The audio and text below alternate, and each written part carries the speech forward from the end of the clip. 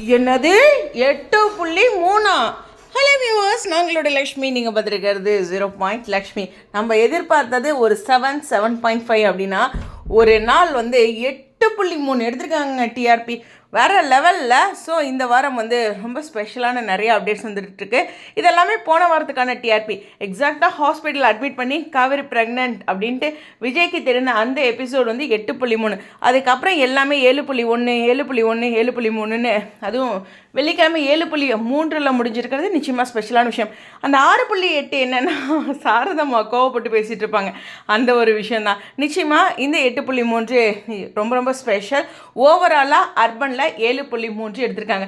நான் அர்பனில் எவ்வளோ எடுப்பாங்கன்னு என்கிட்ட நிறையா இடங்களில் கேட்டப்போ 7க்கு மேலே அப்படின்னு சொல்லிட்டு இருந்தேன். என்னுடைய எதிர்பார்ப்பையும் ஃபுல்ஃபில் பண்ணியிருக்காங்க. 7.3 சூப்பரான, ரொம்ப ரொம்ப சூப்பரான ஒரு டிஆர்பி. இதை எப்படி நான் கம்பேர் பண்ணுறேன்னா, இங்கே 6:30க்கு 5.5 அதிகங்க, அதனால தான் ஒரு சேஞ்ச் ஆச்சு அப்படின்லாம் நான் சொன்னேன்ல. அதோட கம்பேர் பண்ணும்போது 7.3 அதே மாதிரியே 6:30க்கு எப்படி 5.5 அதிகமோ 7:30க்கு கண்டிப்பாக 7.3 அதிகம்.